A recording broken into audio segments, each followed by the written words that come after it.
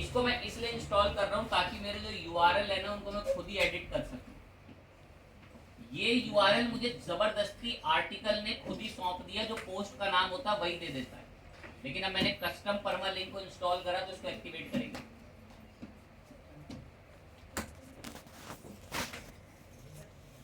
अब इस custom permalink को इंस्टॉल और एक्टिवेट करने के बाद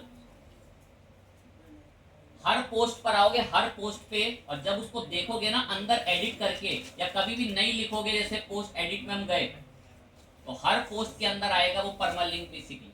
ये रहा नीचे परमालिंक ऐड करने के लिए। अब आपके आर्टिकल का जो यूआरएल है ना वो ये है, व्हाट इज सी प्रोग्रामिंग का यूआरएल है ग्लोसी स्टोर बॉक्स का, ये सब हमारी वेबसाइट का नाम है। और फिर आगे लिखा हुआ आया करेगा प्रोग्रामिंग, और उसके बाद लिखा होगा व्हाट इज सी प्रोग्रामिंग। मैं चाहता हूं व्हाट इज सी प्रोग्रामिंग और डैश, और लिखा है एंड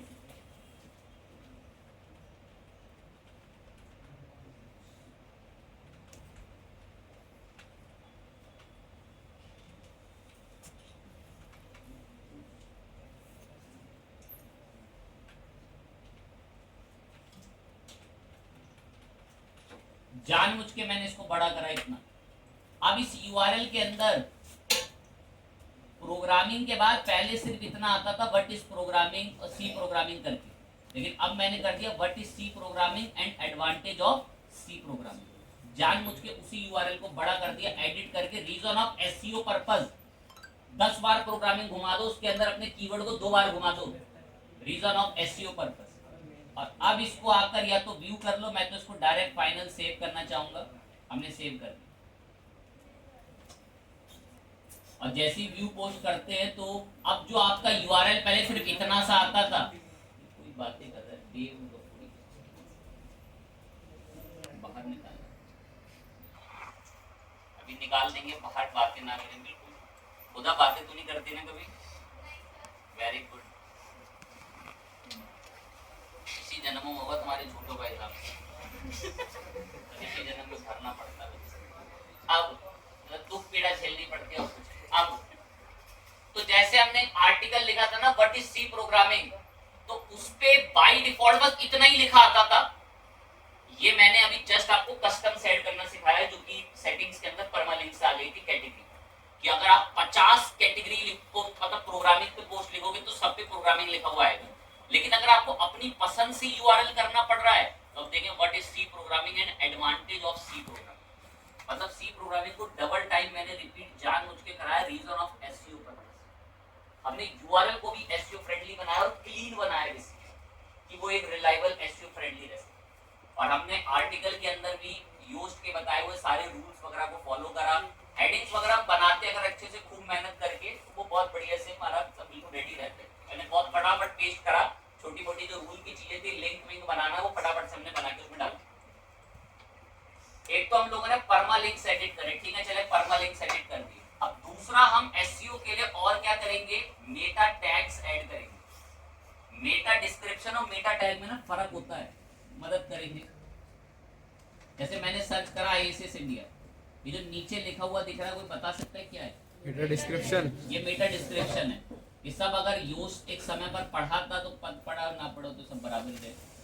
एडिट पे क्लिक करा तो यहीं पर ही अभी मैंने भी पेस्ट करा है वो, ये देखो, इसको अपने आप ही कभी कभी ग्रीन कभी ऑरेंज होता रहता है। नीचे आए हम लोग, अब हम जब नीचे यहाँ पर गए तो ये मैंने लिखवाया था इसके थ्रू मेटा डिस्क्रिप्शन, यहाँ भेजा भी था। ये रहा हमारा मेटा डिस्क्रिप्शन। एक लिमिटेड लाइंस का, लिमिटेड डेटा का आप मेटा डिस्क्रिप्शन लिखवा सकते हैं, और चाहे छोटा मोटा अपने लेवल पे बड़ा कर दे तो उसको अपने लेवल पे बड़ा कर सकते हैं बाय अंडरस्टैंडिंग सी प्रोग्रामिंग करके। थोड़ा बहुत में इसको और लेंथी बड़ा भी आप चाहें तो कर सकते हैं, या एक लिमिट में करना चाहें by what is C programming, तो मैं एक लिमिट से साथ उसको ऐड करके छोड़ दे, इतना भी उनको बढ़िया लग रहा है। ठीक है, तो ये मेटा डिस्क्रिप्शन कहलाता है। और ये देखो, ये यहाँ दिखता है, ये सैंपल में भी दिखा रहा है।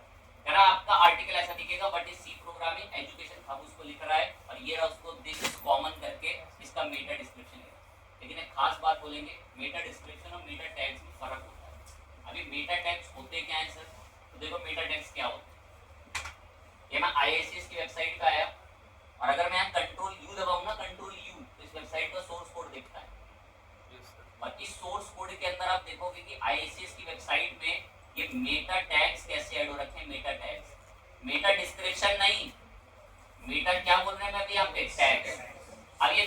कहता जो वैसे कीवर्ड बता रखा है आईएसएस की वेबसाइट पे, बताया गया आईएसएस की वेबसाइट पे कि अगर कोई सर्च करता है best computer institute in Delhi तो आईएसएस की वेबसाइट है, computer courses in Delhi search करता आईएसएस की वेबसाइट है, कंप्यूटर ट्रेनिंग सेंटर सर्च करता आईएसएस की वेबसाइट है। अब एक चीज देखना, ये आईएसएस की वेबसाइट थी और मैंने कंट्रोल यू दबा के इसका सोर्स कोड खोला और इस सोर्स कोड के अंदर एक टैग मिला है कि टैग देखिए पूरा टैग है, इसको पूरा देखना है तो मैं छोटा छोटा कर देता हूँ यहाँ से, यह पूरा दिखेगा ये मेटा टैग और इसके अंदर कंटेंट में लिखा हुआ जैसे best computer institute in Delhi और वाकई में अगर मैं दिखाऊं ये कीवर्ड अगर मैं सर्च करता हूँ best computer institute in Delhi तो इस कीवर्ड पे बताने की वजह से आईएसएस वेबसाइट पे रैंक भी करती है।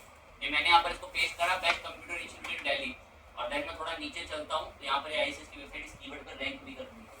अब उसका कारण ये है क्योंकि यहाँ पर आप देखेंगे कि कोड के अंदर कैसे मेटा टैग दे रखा है एसईओ के लिए, सर्च इंजन ऑप्टिमाइजेशन के लिए। अब सर्च इंजन ऑप्टिमाइजेशन के लिए दिया तो हमें भी चाहिए, हमारी वेबसाइट पर भी आए जो हम बना रहे हैं तब से अभी, तो उसमें मैं बता देता हूँ कैसा है। इसके लिए आपको थोड़ी मेहनत करनी पड़ेगी और वो मेहनत के लिए आपको इंस्टॉल करना पड़ेगा एक प्लगइन। इसी में आगे हम लोग एक्सपीरियंस के अंदर या प्लगइन के अंदर ऐड करेंगे।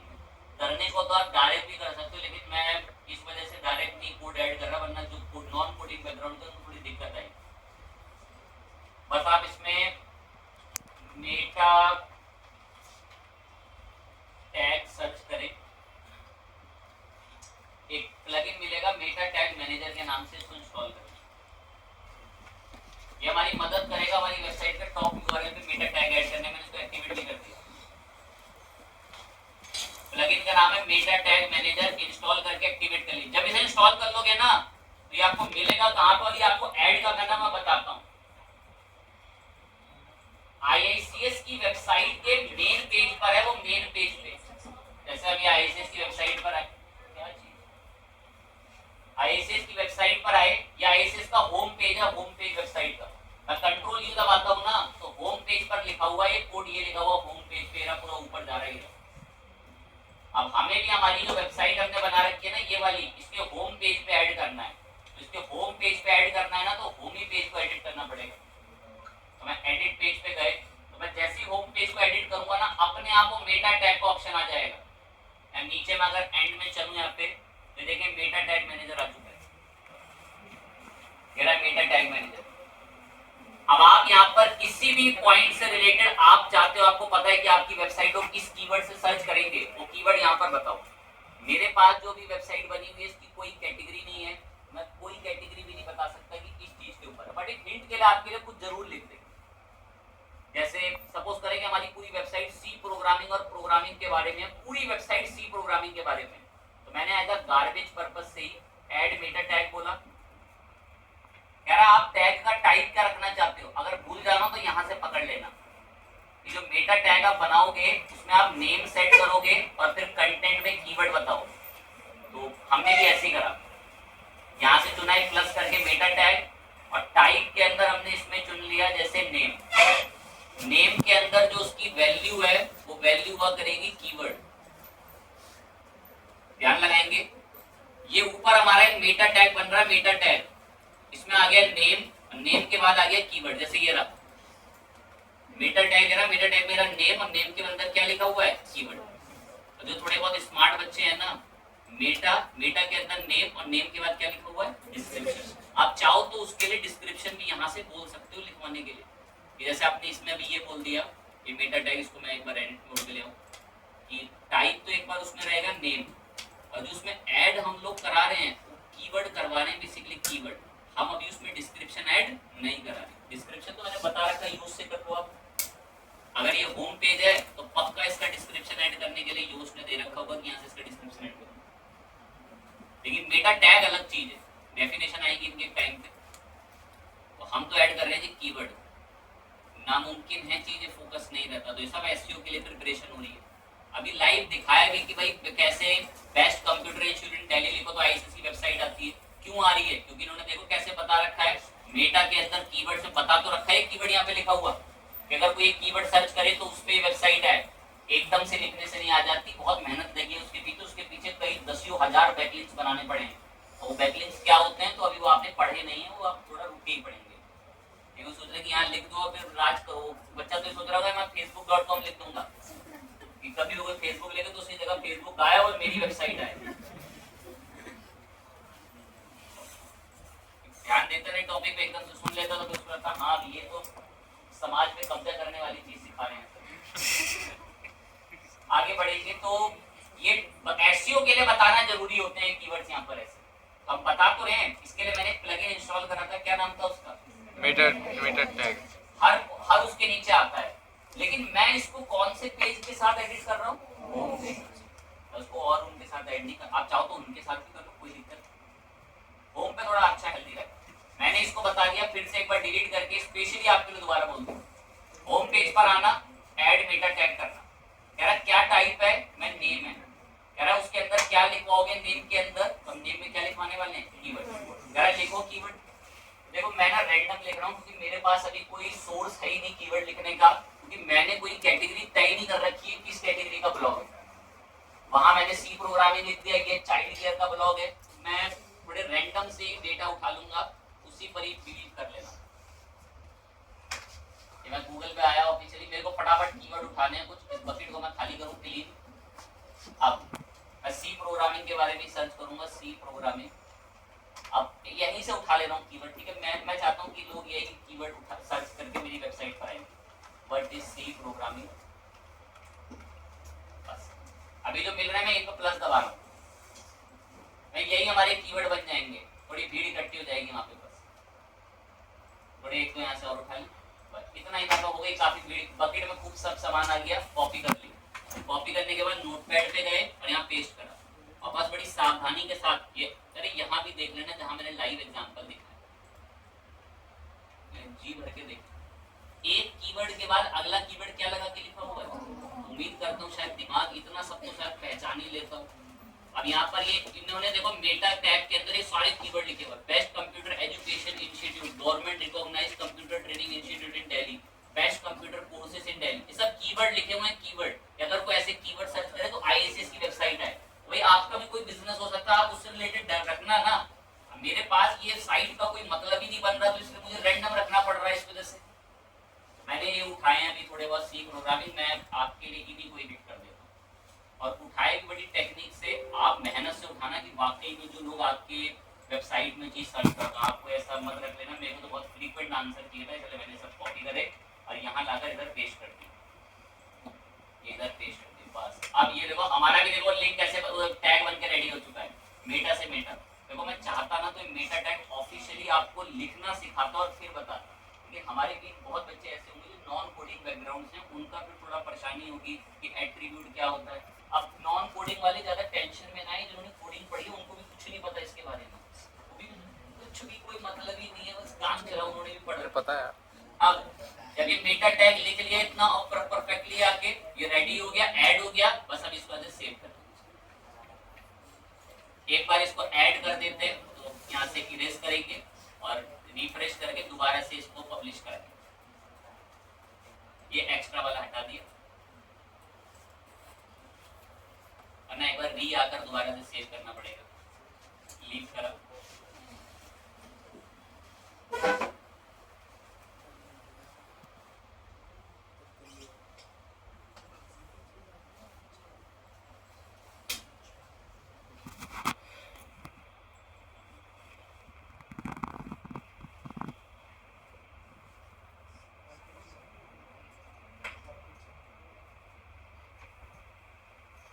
होम पेज को एडिट पर आ गए,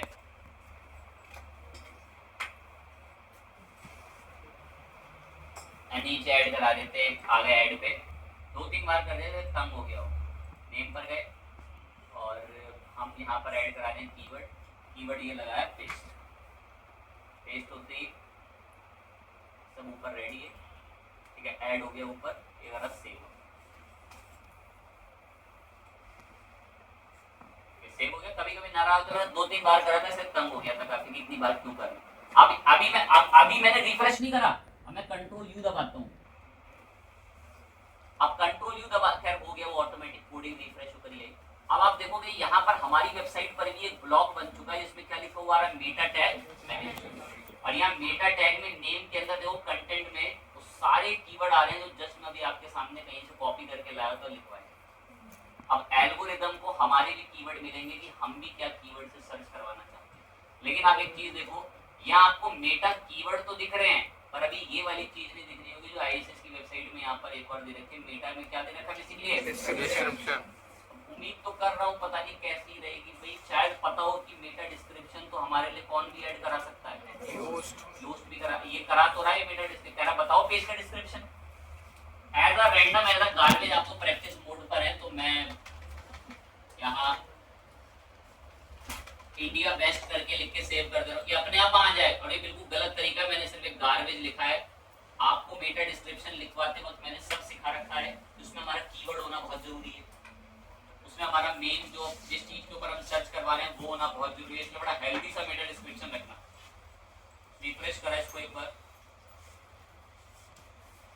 और पूरे पेज को ही रिफ्रेश कर लेंगे। तो अब हमें मेटा के बाद कीवर्ड तो दिख रहा है, डिस्क्रिप्शन जो है वो ये मेटा नेम, और इसमें क्या आ रहा है बेसिकली डिस्क्रिप्शन। और जो हमने लिखा था वही मैसेज देखने को मिला इंडिया बेस्ट पे। और देखो अपनी तारीफ छोड़ता नहीं है, कहता है इसको किसके थ्रू लिखवाया गया, कोई दिक्कत की बात नहीं। तो ये भी एसईओ करने के लिए एक और टेक्निक और एक और तरीका था, लेकिन अभी भी हमें बहुत बड़ी कमी से घिरे हुए हैं और उस कमी को सुनने के लिए रेडी हो। अब देखते हैं, बोलते हैं एक और मैं सॉल्व करता हूँ एक और चीज। हमारी वेबसाइट की स्पीड, हमारी वेबसाइट की क्या बेसिकली स्पीड। अब लोडिंग स्पीड के साथ हम डील कैसे करेंगे, तो मैं एक छोटा सा काम अभी करता हूँ। हमारी वेबसाइट का होम पेज है, मैं एडिट एलिमेंटर में गया,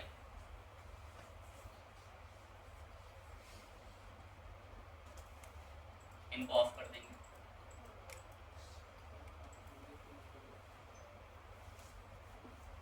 परमालिंक से डील करा, मेटा टैग्स वगैरह ऐड करने सीखे।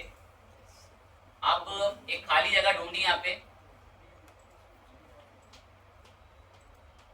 और खाली जगह में एक ही ब्लॉक की चाहिए,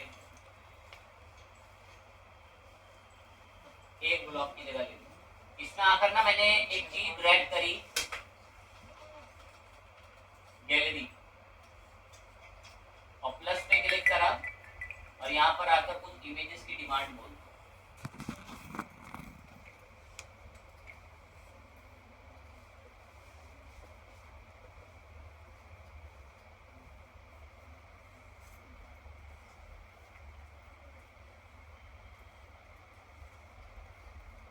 थोड़ी ना जगह भरनी है,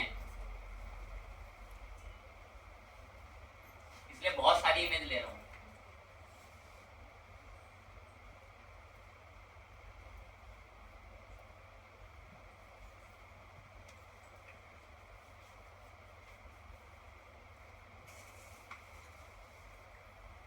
ये काफी सारी इमेज मैंने अब ऐड कर दी और ओपन करा। ये सारी इमेज मैंने एक जगह ऐड कराई है गैलरी में, होने दो इनको ऐड जब तक ये हो रही है। इंटरनेट पर टूल आते हैं, वेबसाइट स्पीड टेस्ट। ये पहला वाला जो पेज स्पीड डेव वाला, ये गूगल का है, बिल्कुल फेक टूल है एकदम, गूगल ने बनाया। गूगल को भगवान कंपनी है, इसका तो ट्रस्ट ना करा करें। पिंगडॉम थोड़ा अच्छा है, बड़ी बेहतरीन रिपोर्ट देता है। जीटी मैट्रिक्स काफी पुराना है। वेबसाइट स्पीड टेस्ट, गूगल कहता है एसईओ तब भी तुम्हारा अच्छा होगा अगर तुम्हारी वेबसाइट की स्पीड अच्छी होगी। एग्जांपल, आपने गूगल पे सर्च करा खाना बनाने की डिश कैसे बनती है, और आपने पहले लिंक पे क्लिक करा, 7 सेकंड से लोडिंग ही चल रही है लेकिन वेबसाइट नहीं खुल रही। उससे में आके तुरंत बैक करोगे, अगली पे आ जाओगे। जिनकी वेबसाइट स्लो होती है और जल्दी नहीं खुलती ना, लोग बैक करके वापस भाग जाते हैं उस पे से। लोग खुद ही भाग जाते हो। आप कुछ सर्च करके देखो कि ये दवा मैंने खाई है, इसके क्या क्या साइड इफेक्ट्स हो सकते हैं। आपने सर्च करा, पहले लिंक पर क्लिक दबाया, 4 सेकंड 5 सेकंड हो गए, खुल ही नहीं रहा, फिर बैक करके नीचे वाले लिंक पे आ जाओगे आप कि देखो इसने क्या बता रखा है। तो गूगल कहता है कि एसईओ में आपका तब भी अच्छा मानूंगा जब आपकी वेबसाइट की स्पीड बहुत क्या होगी, अच्छी होगी, फास्ट होगी। तो कुछ टूल्स हैं जो कहते हैं कि हम वेबसाइट की स्पीड बता देंगे। मैं ठीक है, अच्छी बात है, बताओगे तो। ये पेज स्पीड वाला गूगल का है, पिंगडॉम कोई होगी कंपनी, जीटी मैट्रिक्स थोड़ी पुरानी है, इनसे आके मैं बात करूंगा। देखो इसने कितनी इमेज अपलोड कर दी, तब तक 3-4 बच रही है। कुछ इमेजों में इसकी लड़ाई हो गई है, तो मैं अगर हटवा भी तो क्या होगा। बाकी तो कर ले।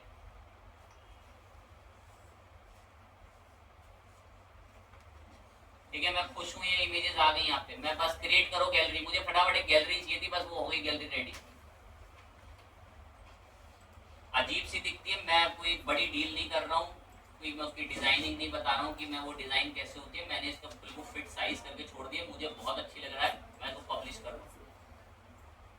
मुझे बस एक गैलरी भरनी थी, जगह भरी हुई देखिए भर गई। सेव हो जाने देते हैं, हो गया लोड, सेव हो गई।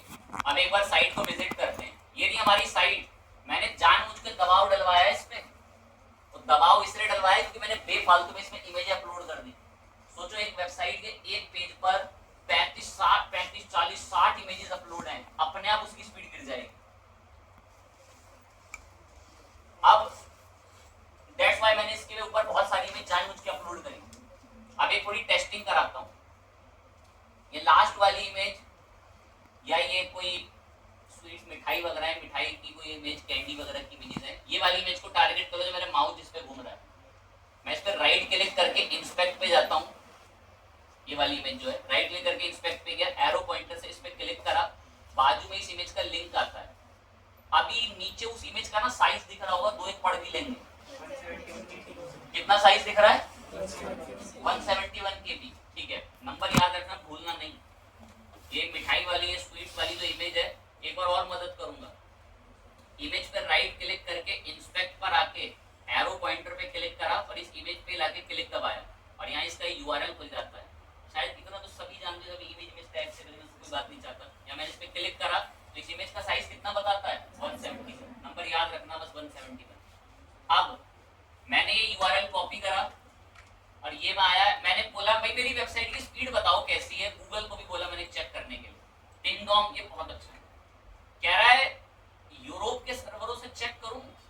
मैंने यूरोप से तो मेरी वेबसाइट में कम ट्रैफिक आएगा, मेरी वेबसाइट में एशिया से ज्यादा ट्रैफिक आएगा, या नॉर्थ अमेरिका वगैरह से सेट करा लो, वो आप पे डिपेंड करता है। ये भी बहुत बड़ा विषय है कि सब जगह है ना। मैं तो मदद के लिए खैर इतना कर दूंगा कि आप एशिया को टारगेट कर लेना, तो हमारा छोटे मोटे चाइना वगैरह, इंडिया हो गया, क्योंकि आपकी वेबसाइट में वहीं से ट्रैफिक आएगा। अगर आप ज्यादा सोच रहे हो कि वहां के लिए आपका कैसा है, तो बस ये एक चॉइस देता है कि किस सर्वर से टेस्ट करूं। मैंने बोल दिया मेरी वेबसाइट को आप एशिया के सर्वरों से टेस्ट करो कि क्या स्पीड है इसकी। अपना लगेगा, करेगा, टेस्ट करेगा, बताएगा कि कैसी स्पीड है। यहाँ भी पेस्ट करना जीटी मैट्रिक। मैं आप भी बताओ क्या स्पीड है मेरी वेबसाइट की, क्या हाल है। अब जीटी मैट्रिक पेज स्पीड भी रिपोर्ट दे रहा है, ये भाई साहब भी लग गए रिपोर्ट देने में, ये भी लग गया एनालिसिस करने में, हमारी साइट को स्कैन कर रहा है। देखो क्या कह रहा, आपकी वेबसाइट की परफॉर्मेंस तो 71 है मोबाइल के हिसाब से। कह रहा है एक्सेसिबिलिटी भी बहुत अच्छी है। ये सब पता है इतनी अच्छी और एसईओ इतना अच्छा क्यों है? क्योंकि सब बाय डिफॉल्ट वर्डप्रेस की थीम में हमने दी है। एक लाइन सुनना, जो लोग कोडिंग के थ्रू बनाते हैं ना, तो इतने एरर आते हैं इसमें, इतने एरर आते हैं, छोटी छोटी चीजों की गलतियां निकालता है। अब ये जो मैंने पीछे थीम इंस्टॉल करके बनाई, ये किसी एक्सपर्ट ने, किसी डिजाइनर ने पहले से अच्छे से डिजाइन करके बना रखी है। उसके अंदर की सारी कमियां उसने टेस्ट करी होंगी। इसके मुताबिक हमारी वेबसाइट की परफॉर्मेंस 71% तकरीबन बता रहा है, जो कि बहुत अच्छी है, बहुत बढ़िया परफॉर्मेंस है। डेस्कटॉप के अकॉर्डिंग देख लो तो डेस्कटॉप के अकॉर्डिंग इसकी परफॉर्मेंस बहुत अच्छी है। तो मतलब ये गूगल का टूल कह रहा है कि भाई बहुत अच्छी परफॉर्मेंस है आपकी साइट में। ठीक है, पूछें आपसे। अब ये टिंगडॉम क्या कह रहा है? कह रहा है मैंने आपकी वेबसाइट पर 85 बार रिक्वेस्ट भेजी। कितनी बार? 85। आपकी वेबसाइट 2.81 सेकंड में औसतन खुल जा रही है। कह रहा है एशिया के सर्वरों से, एशिया के अंदर China, Japan, Bangladesh, Pakistan, India, ये सब कंट्रियां आती हैं। कह रहा है इन कंट्रियों में अलग अलग जगहों के सर्वर से मैंने कितनी बार तुम्हारी वेबसाइट पे रिक्वेस्ट भेजी? 85 बार। कह रहा औसतन तुम्हारी वेबसाइट का लोड टाइम मेरे को देखने को मिला 2.81 सेकंड। कह रहा है इतनी देर में आपकी वेबसाइट खुल जाएगी। ये घटता बढ़ता रहता है भाई, फिक्स नहीं रहता, ये घटता बढ़ता है। और कह रहा आपका जो पूरी वेबसाइट का ये पेज है ना, इसका साइज कितना है? 2.1। याद रखेंगे। जीटी मैट्रिक्स तो बस पूछना कुछ तो ये भी ग्रेडी के अंदर ग्रेड ही बता देगा, कहता परफॉर्मेंस अच्छी है, मैं हाँ ठीक है बहुत बढ़िया। तो इससे एनालिसिस होता है कि वेबसाइट की स्पीड कैसी है। लेकिन ये चीज मुझे थोड़ी सही नहीं लगी। हमारी वेबसाइट के पहले पेज का साइज कितना है? बेसिकली 2.1 है। अब इसको एसईओ के पर्पस से कम करना है। एसईओ के पर्पस से क्या करना है? कम करना है। इसको कम करने के लिए हम एक प्लगइन इंस्टॉल करेंगे ऐड न्यू करके, बस सब बाउंस निकलती जाएंगे। अगर कॉपी पेन साथ नहीं है, दिमाग नहीं चल रहा, फोन चल रहा है, तो दिक्कतें आएंगी बहुत। WP ऑप्टिमाइज या WP स्पीड करके भी लिख दें, मैं WP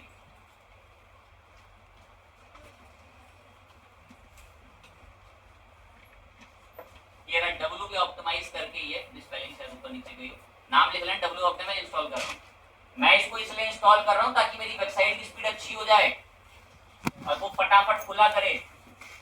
एक्टिवेट किया, आधे घंटे पहले की बनी वेबसाइट है, तो उसमें कहां से कचरा होगा। लेकिन सपोज आपका प्रोजेक्ट 7-8 महीने 1 साल पुराना है, उसमें जरूर गार्बेज हो, ये उसको रिमूव कर देगा। फिर आता है इमेजेस। अरे इमेजेस तो बहुत सारी ले रखी हैं, आप कहाँ हैं तो काफी इमेज, यार इस पे टिक लगा दो, ऑटोमेटिक कंप्रेस हो जाया करे नई ऐड होने वाली इमेजेस। यार आपकी वेबसाइट में जब भी नई इमेज ऐड होगी तो वो ऑटोमेटिक क्या हो जाएगी, कंप्रेस। हाँ ये होना चाहिए, ये जरूरी है। कह रहा है कि तुमने सब इमेज ले रखी है, इनको भी कंप्रेस कर दो। हाँ इनको भी करो, ये तो मैंने जानबूझ के इतनी हैवी डाली थी ताकि लोड बढ़े। अब मैंने इनको सिलेक्ट ऑल किया, वेबसाइट में जो पहले से डली है ना ये ऑलरेडी कंप्रेस होती थी, मैंने इनको सिलेक्ट करा, मैं ये सारी इमेज कंप्रेस करनी, कह रहा हाँ कर दे, मैं हाँ कंप्रेस द सिलेक्टेड इमेज, ये टाइम टेकिंग है, अबाउट 2-1 मिनट लेता है। और एंटर दबा, आंखें ब्लिंक होने से भी तेज वो खुल जा रही है। इसका कारण है कि इस वेबसाइट को जहां भी ओपन किया जाता है ये उसके ब्राउजर में अपनी कैश सेव कर लेती है। इस वेबसाइट को जहां भी ओपन करा जाता है ये उस ब्राउजर में अपनी क्या सेव कर लेती है, कैश। अब वो कैश, अब जो बच्चे PHP पढ़ते हैं सॉफ्टवेयर वगैरह के बच्चे, उनको थोड़ा डिटेल में पता होता है टेक्निकली कि कैश कैसे जनरेट होती है, 24 घंटे के लिए कैसे कराई जाती है, 15 मिनट के लिए कैसे कराई जाती है। बैंक की वेबसाइट कभी कैश नहीं क्रिएट करती हैक हो जाने की वजह से, but normal website cash save करती है, रीजन ऑफ स्पीड। तो मैंने इसको बोल दिया, ये जहां पर हम एडिटिंग पढ़ते इसमें, इस पे मैं समझा दो इसको, आज से हमारी वेबसाइट की क्या क्रिएट करेगी, कैश। और यहाँ से इनेबल पेड कैश पे क्लिक कर दिया।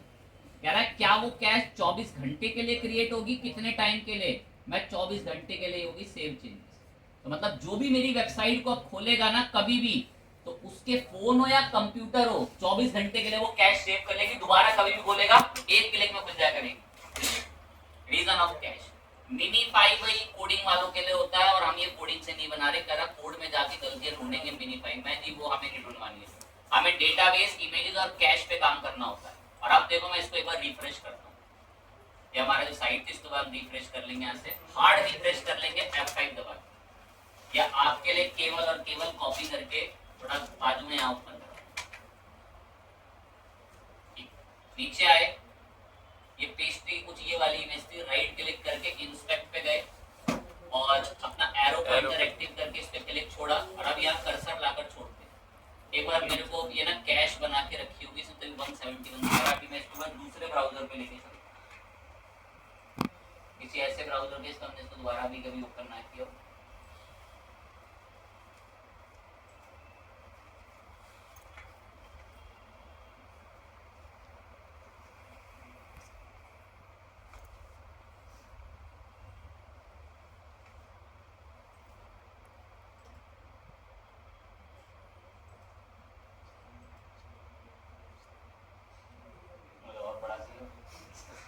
धोखा दे दिया ऐसा।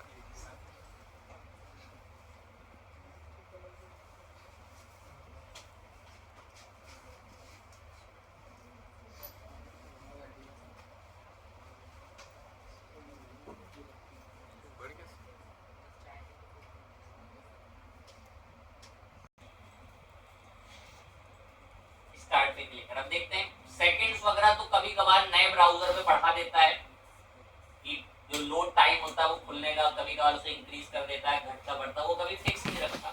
लेकिन हम पेज के साइज को एक बार एनालिसिस करेंगे।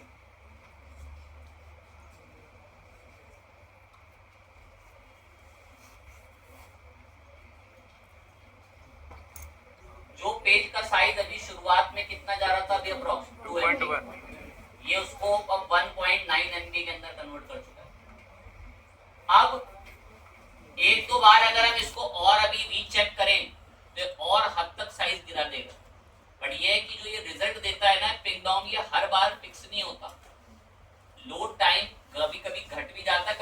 बढ़ भी जाता है रीजन ऑफ इंटरनेट। कभी कभार कोई सर्वर अच्छी स्पीड दे रहा है, कभी कभार कोई सर्वर अच्छी स्पीड नहीं दे रहा। कभी वो एक रिक्वेस्ट में आंसर को डिसाइड नहीं करता, वो रिक्वेस्ट तकरीबन 80-90 बार भेज रहा है, तो वो डिसाइड कर रहा है कि बेस्ट है या नहीं। अब बाकी जो ये हमारा हमने अभी स्कैन करके इसको कम कराया था, उसको अपना असर तो दिखाना चाहिए। एक बार हम और इसको आके रिफ्रेश करते हैं।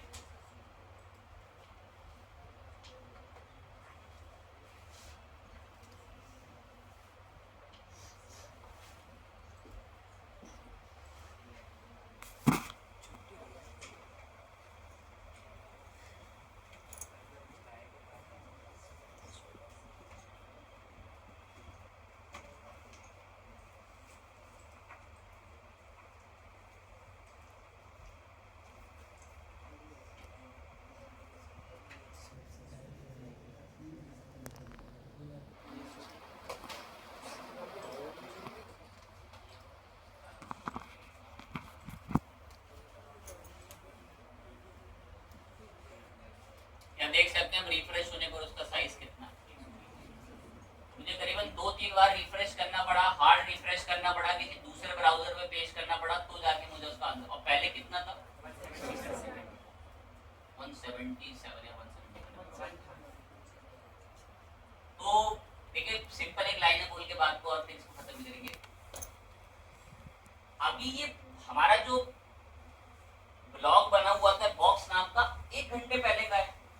आपका सपोज 6-7 महीने पुराना होगा कोई, आप बेसिकली आपने कोई वर्डप्रेस बना रखा है, अब उसमें तो बहुत सारी इमेज इकट्ठा हो गई होंगी, आपने करीब 35-40